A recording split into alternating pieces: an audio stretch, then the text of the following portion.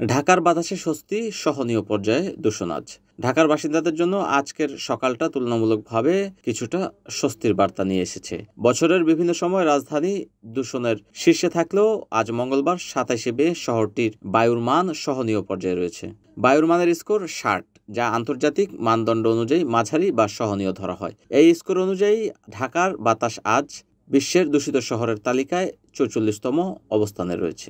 সকালে সুইজারল্যান্ড ভিত্তিক বায়ুর মান পর্যবেক্ষণ সংস্থা আইকিউএয়ার-এর তথ্য অনুযায়ী সকাল ৯টা ৩০ মিনিটে ঢাকার বায়ুর মান রেকর্ড করা হয়। প্রতিষ্ঠানটি জানায়, বিশ্বের সবচেয়ে দূষিত শহরের তালিকায় শীর্ষে রয়েছে ডেমোক্রেটিক রিপাবলিক অব কঙ্গোর কিংশাসা, যার স্কোর ১৭২, এবং দ্বিতীয় স্থানে রয়েছে পাকিস্তানের লাহোর, যার স্কোর রয়েছে ১৭০।